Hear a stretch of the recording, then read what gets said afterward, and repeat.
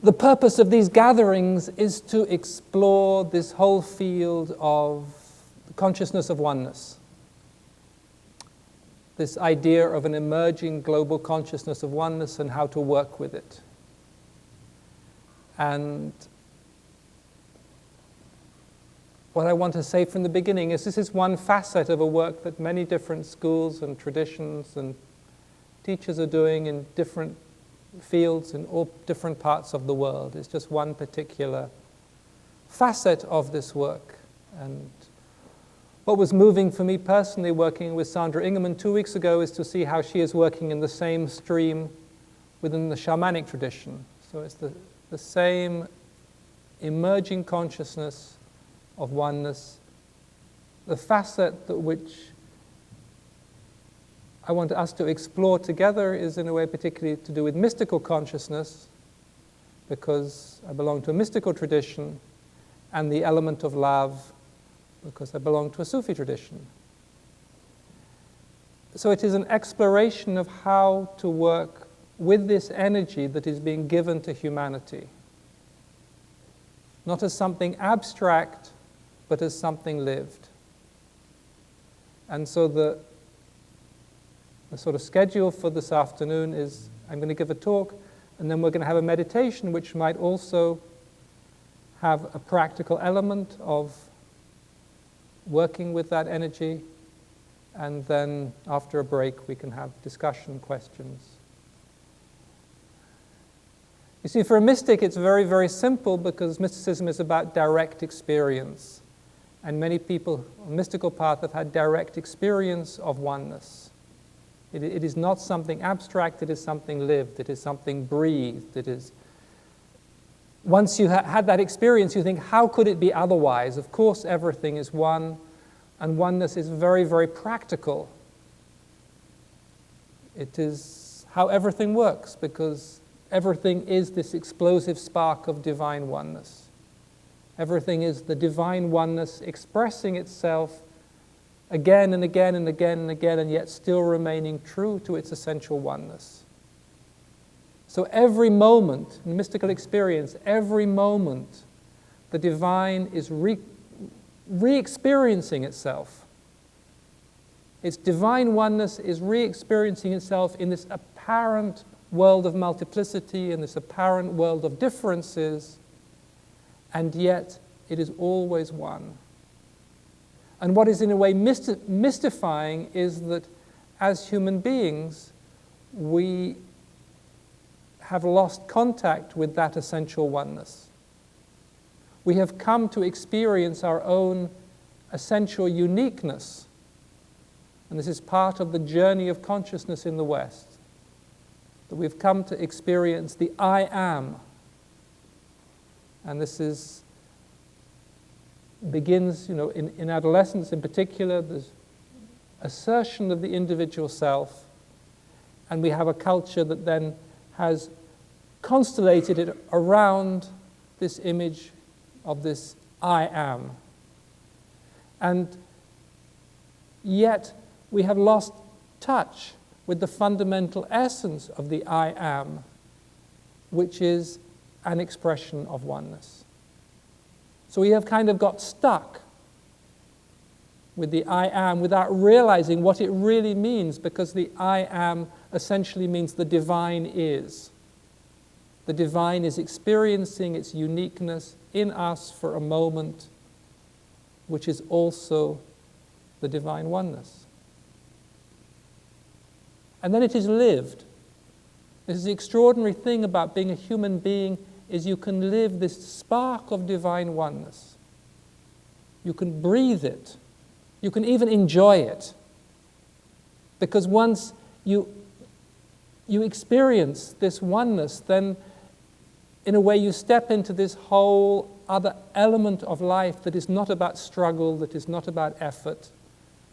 Because struggle and effort are always pitting yourselves against something else. But once you step into that essential oneness, you step out of this conflict, struggle, effort dynamic into what I call the real party of life, which is actually happening all around us, through us, in us, but somehow we never get to go to the party. We never get to participate in what is actually happening. So we live often this angst-ridden culture, full of all of the petty fears and insecurities that have created kind of a shell around us that separates us from what is really happening. And it then, from a mystical point of view, it's whether we have the courage to break out of that shell, that carefully constructed web of insecurities and anxieties and desires, into this much more orgasmic experience, which is life happening each moment as an expression of the divine. And to live it then, and then to participate in what I call the real party that is taking place. Now, mystics have always known about this party, which is why traditionally when you wake up, you just laugh and laugh and laugh, because suddenly you're there in this, whether you call it a love affair or you call it the garden of creation or whatever you call it, it doesn't matter, because you are there where life is happening. And there are these two paradoxes in mysticism, is that on one level one says everything is an illusion, but it's only the everything that is an illusion is what you have created with your mind. And there is actually something real taking place. There is actually creation really happening. This is what the Sufis call the secret of the word kun, to be. That the real is actually expressing itself. And if we can just experience what is actually taking place, and not just experience, but then participating in life that is taking place. Because a human being actually has the ability to consciously participate in the creative process of life. And we've kind of got a little sense of that in what's called living a creative life. If you're an artist or a poet or even a gardener, there is a sense that you can creatively participate in a little bit of life. But we kind of stop there. It's our creative expression, whether it's growing a beautiful rose or playing a beautiful piece of music. We kind of don't go too far with it. We don't explore what it really means to be alive.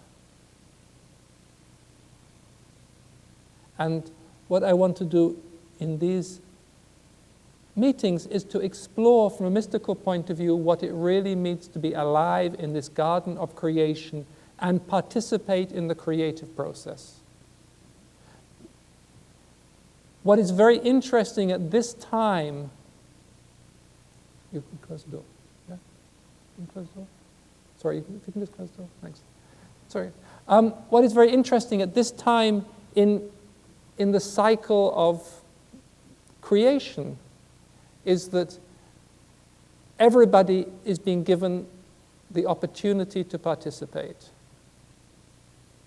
And I say this quite deliberately because in the past, only very, very select individuals or groups were allowed to participate. This is the whole initiatic process which you had to go through before you were given any of the secrets of creation. And it was so hidden, even more hidden than the feminine mysteries, that it isn't written down except in a few obscure texts which I think have been burnt in Tibet. So that was in the past. Yes, there is a specific spiritual esoteric teaching about how you participate in the creative process. And maybe in some shamanic traditions it is also still kept alive. But the difference now, and why we're having this meeting in public, and anybody can come with an $8 donation for the rental of the room, is that there has been this shift in spiritual consciousness. which also has to do with the basic principle of oneness, which is anybody can participate. It is one of those things that is so simple that the fact it is so completely radical passes us by. But this is part of the evolution of human consciousness, also the evolution of spiritual consciousness. And one can see this on one level by the way in the last 20, 30 years, many spiritual teachings that used to be hidden have been made available in the West. And even in the last 20 years, for example, when I first started teaching in America 15 years ago, and Mrs. Tweedy listened to some of the tapes of the talks that I gave, she said, "This is very, very interesting because you are allowed to say in public what I was only allowed to hint at." So there has been this growing revelation of spiritual teachings, which we've now got used to. You can go into any bookstore and there are 10,000 books on dreams, on meditation, on different spiritual techniques. But behind that, there is this deeper esoteric teaching about working with the forces of creation, working with the primal energies of life, participating in the creative process of creation. Not as an outsider, but as a spark of consciousness that is part of life.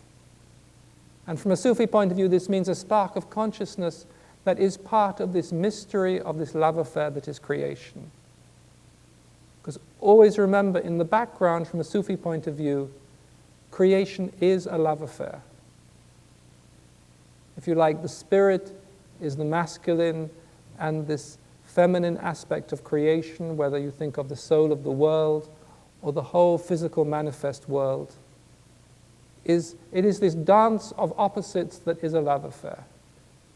And until you really realize that, you can't participate fully. It is not a dry, analytic experience. It is a love affair full of all the passion and craziness and mistakes that belong to every love affair. We still, please remember, we still have in our consciousness this kind of Apollonian idea of a perfect God, which means that any interaction with the divine demands perfection. And this is just a fabricated image. This is not how it really is. Because if you accept the basic idea that everything is one and everything is the divine, then you look around and you see it is not perfect. And to strive for perfection means to deny the reality of the divine. It means once again to impose your own image onto the divine.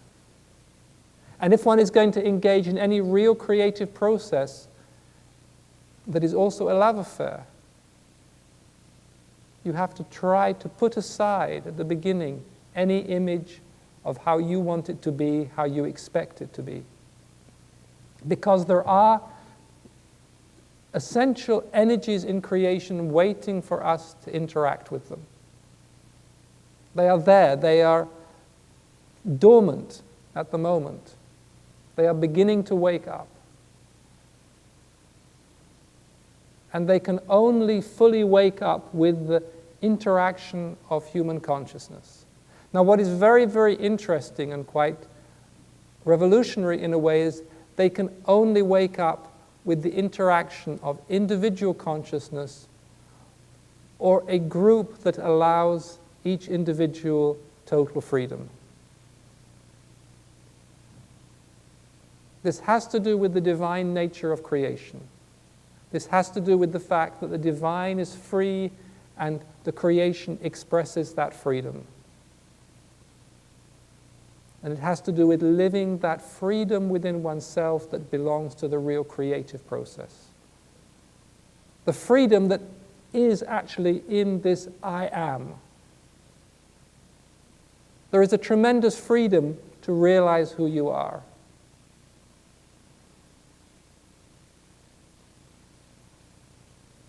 It is, or it belongs to the creative freedom of God. And what is paradoxical in this world is there are laws of creation, and yet that is no denial of the incredible freedom of creation. And remember, when one has freedom, then there is the freedom for it all to go wrong too. It's not just the freedom that it's going to work out the way we want to work out. There is also the freedom that it might not work out. Nothing is definite. If you actually realized how indefinite a world we lived in, it is quite terrifying. It is much bigger than we realize. But it is calling for us, or for individuals, or for bits of light to participate. Oneness is speaking to oneness. It's very beautiful how this happens, this call. As mystics, we are used to the call within the heart that turns our attention towards God, what one calls longing. The beloved calls us back to him. We are used to that. We are used to the whole idea of spiritual life being a response to a call. There is the call and there is the echo, and we are the echo.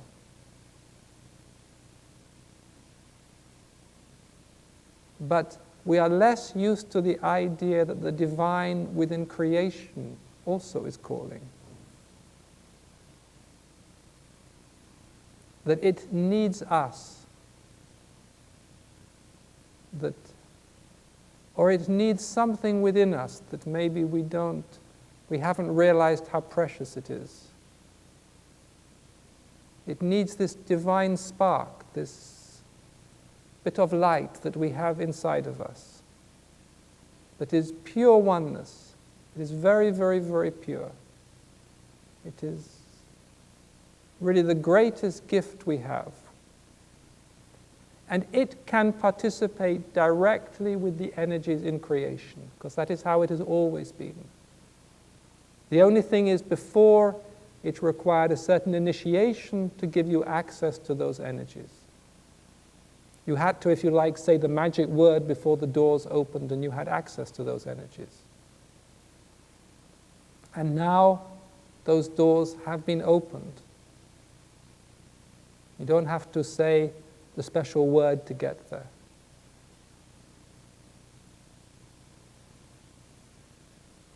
And it is exactly the same as happens on an individual level. Part of the spiritual path is working with the energies within yourself. This has become quite well known by now. When I grew up in the Church of England background, there was no notion that one had energies within oneself. You had meat and potatoes, and that was it. But 30 years later, and in California, or 50 years later, in California, it's now quite accepted that we have energies within ourselves. And we have energy centers within ourselves, and we work with them. And we relate to them, and we channel them, and we dance with them, or we play music to them, or we meditate with them, or we visualize them and have different colors, and there are different vibrations and sounds, and we chant to awaken some energies, and we learn various techniques to harmoniously interact with the energies within ourselves.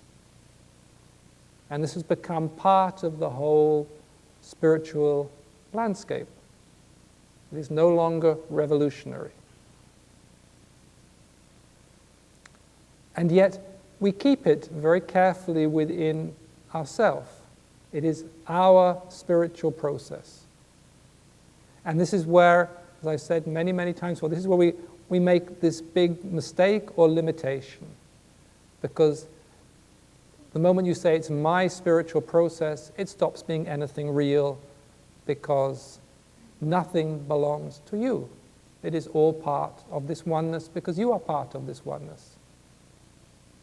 It is When you work on yourself, a bit of the oneness is working with a bit of the oneness. And even to say a bit does not actually make sense. Oneness is working with oneness. Light is calling to light. So, once one realizes that, then of course, there are energies within creation. Just like there are energies within us. And of course, creation is a living spiritual being, just as we are a living spiritual being. Why should we deny the whole, what belongs to us? And of course, there are ways to work with the energies within creation. And small experiments have been done with that, like in places like Findhorn, where they consciously worked with the nature spirits. And some shamanic traditions go deeper.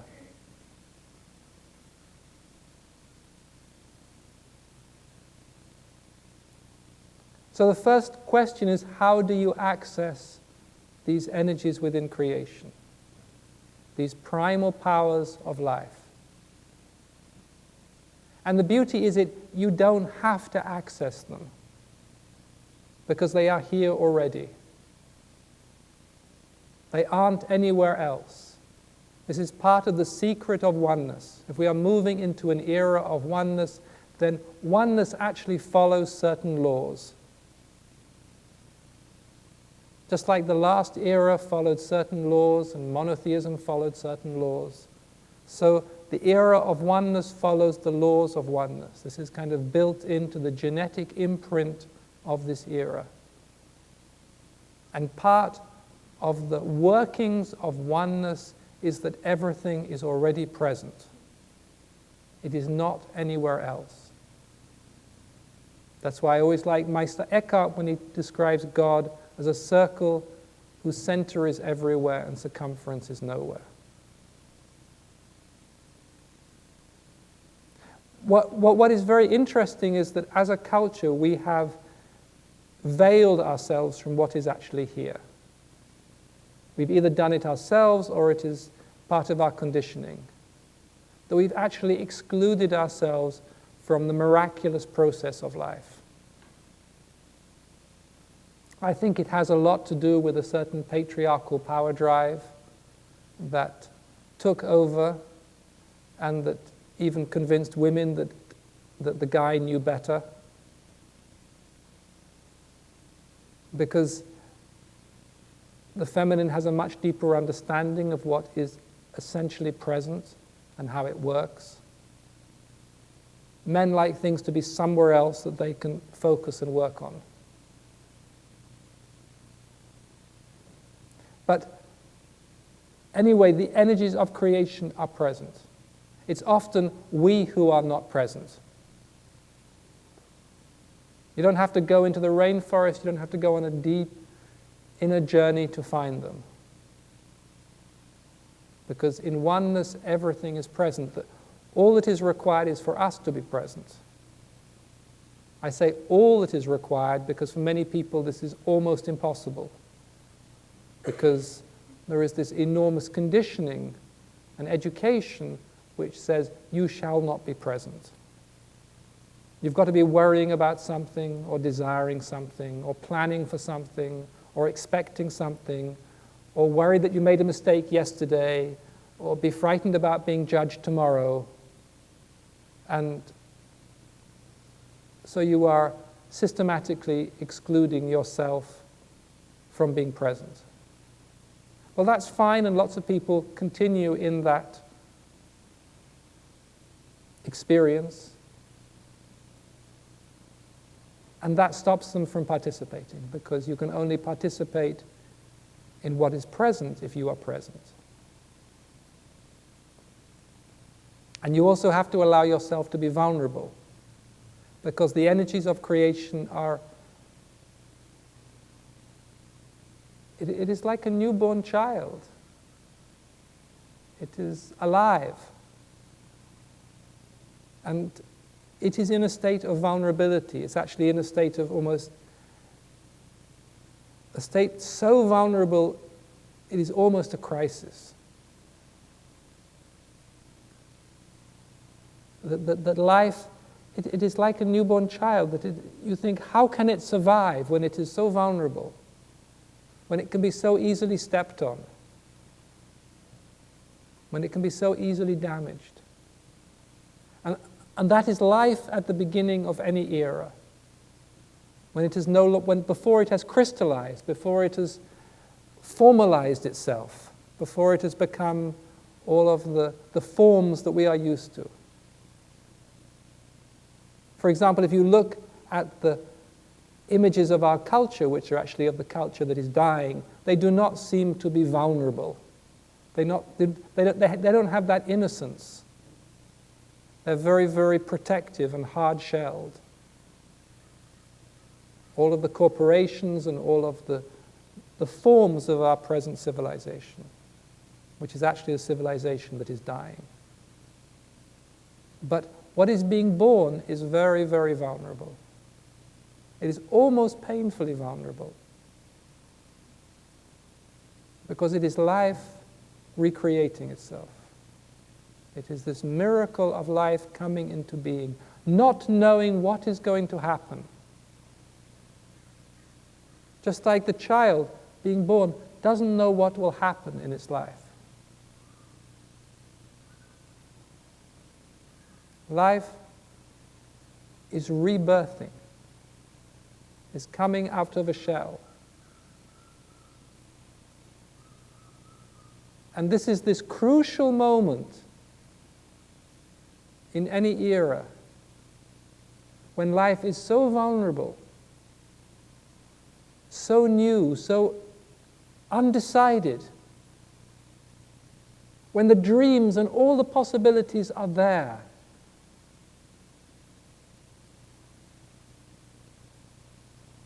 And this is where we are being asked to be.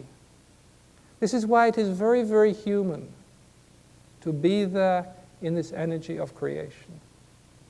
It is to be with one's own vulnerability, one's own insecurity, not an insecurity born of anxiety, but an insecurity born of wonder. I don't know if you can feel that kind of insecurity where you just don't know how it will be. It is like when you are falling in love and there is this promise and you don't know how it is going to be. When there is tremendous vulnerability and something is calling you, like in a love affair, something is calling you into this experience. And what is calling us is life.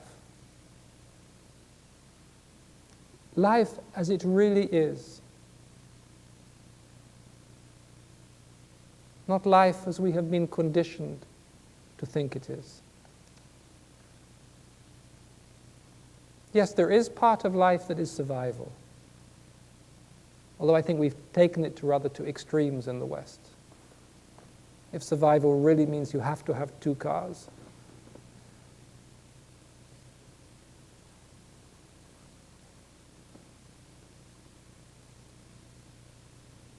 But there is another part of life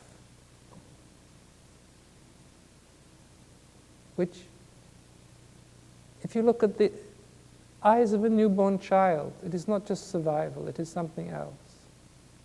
It is hope. It is the dreams of a future.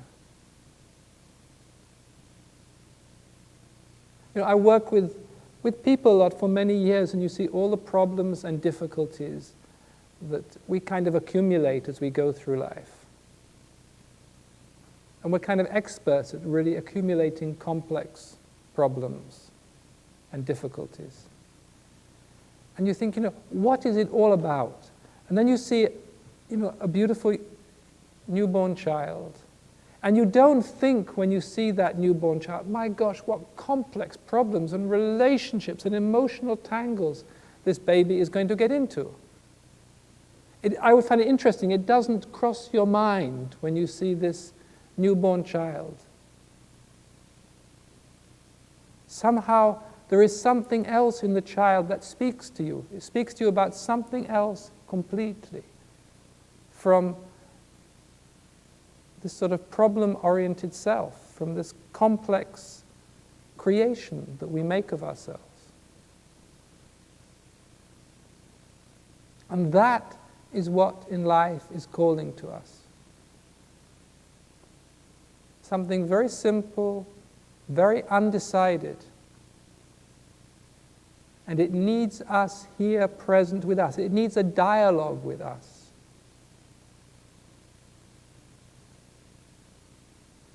Just like when you see a newborn baby, there is this strange dialogue that takes place. As something in you remembers how it was for you once.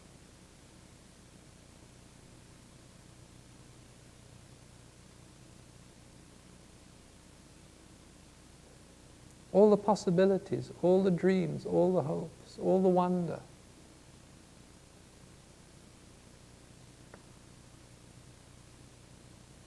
Something undecided.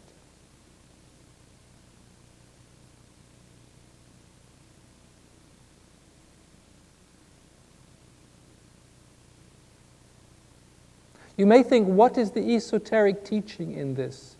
Well, real esoteric teachings are always about what it means to be a human being. Always remember that.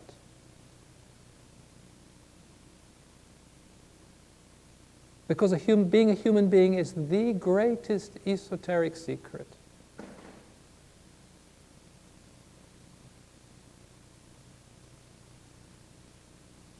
We are His greatest secret, and He is the secret of secrets.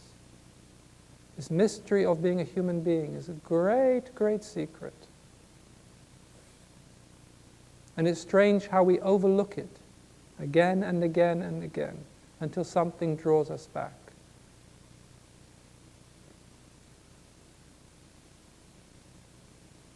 So the energies of life are here. They're already here. They're not hidden, they're not deep underground, they are present.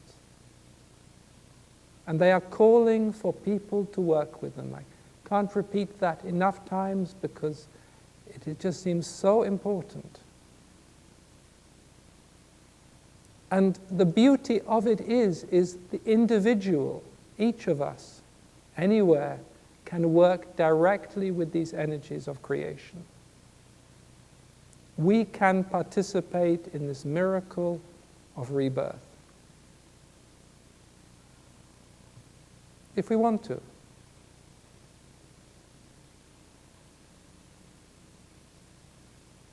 If we open ourselves to this.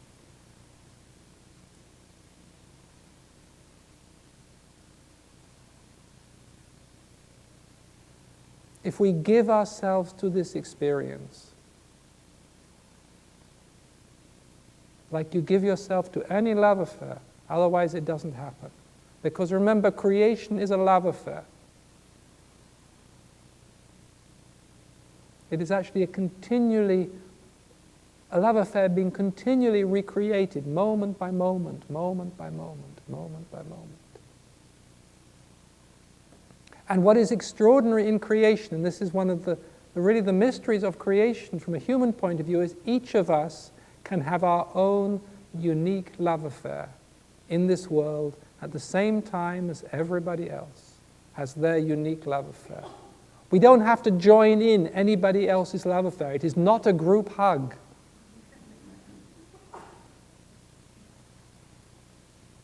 This has to do with oneness.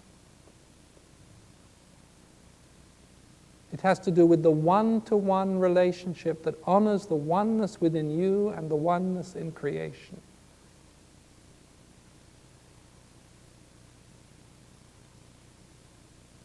In the same ways, you can't have a group love affair. It doesn't work. We tried it in the 60s. It doesn't work. It is from heart to heart. It is the mystery of love. It is always one-to-one, from heart to heart. And it is from your heart to the heart of the world. If you want to participate in this love affair of creation that is being recreated, from your heart to the heart of the world. from your soul to the soul of the world.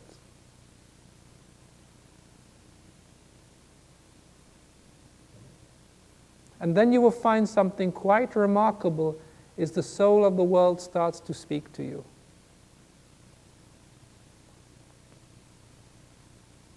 In the same way as it used to to the oracles in previous ages. It speaks to you. This is real communion.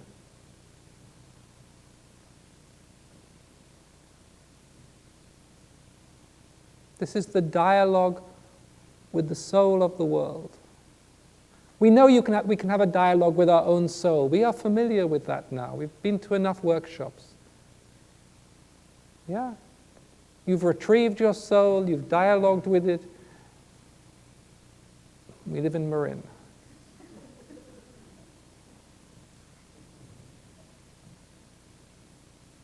And it works. You know it works. It nourishes you. It tells you about itself. It tells you about your life's purpose if you're lucky. It helps you maybe to find a relationship that's not too dysfunctional.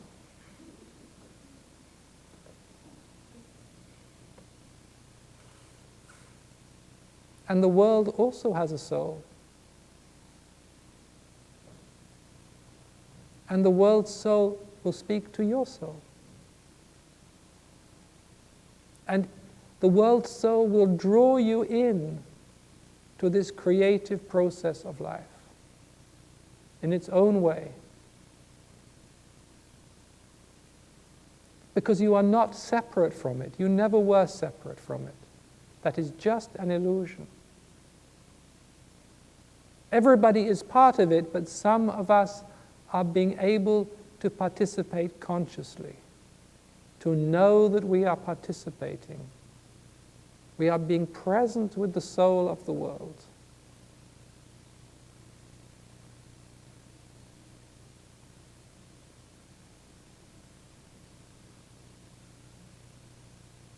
It's what it means to be really alive, you know? To be there at the very center of life where something is being born.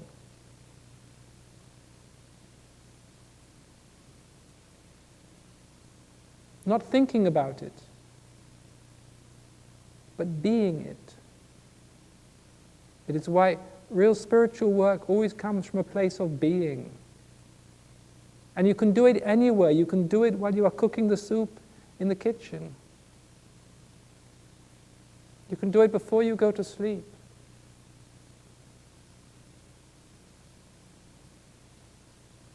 You can do it in 5 minutes that you have time. It does not need a special environment because it is life. And life is not a special environment. Life is alive. So remember, where you are, it is. Because your soul is part of the soul of the world. You are part of this mystery of creation. What is different, if you like, is we are being allowed to design the future.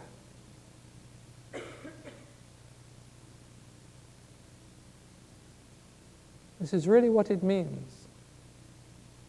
To bring our light into the creative process of life that happens at the beginning of a new era.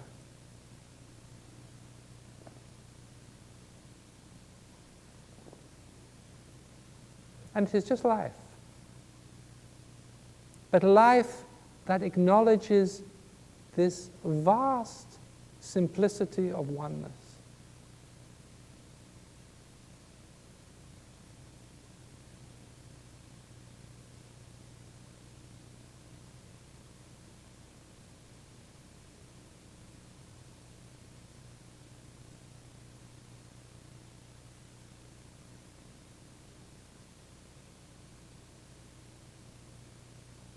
So what I want to do is we have a half an hour or 40-minute meditation, and please, in the silence,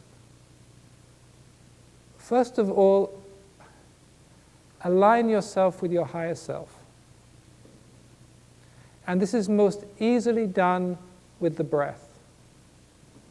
Because one of the secrets of the breath is every breath connects your higher self with your physical body.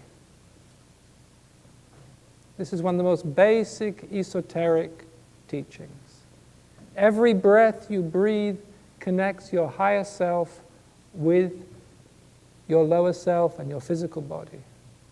Otherwise, you would not be alive. Without that light coming down from your higher self, you wouldn't be alive. You would be just a physical organism that would have no consciousness.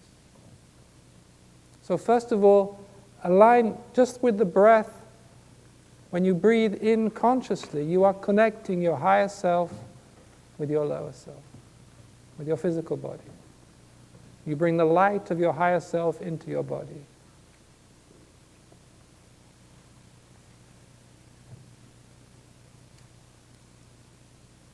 And then go to the place inside of you where everything is still. We all have that place inside of us. You don't have to stop the thoughts if you don't want to. Just go to the place, even amidst the thoughts, where everything is still.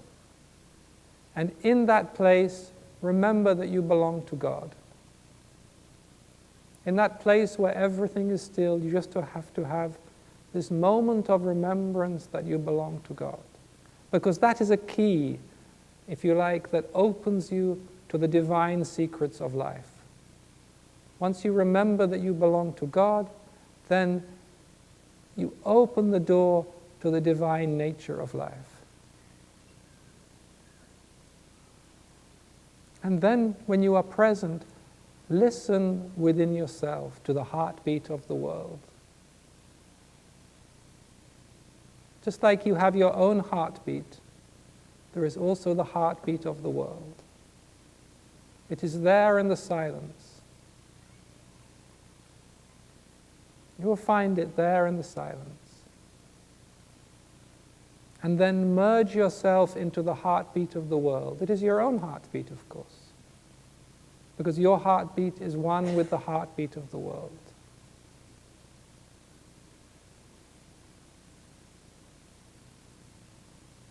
It is really a simple practice to be present, not just within your own heart, but within the heart of the world.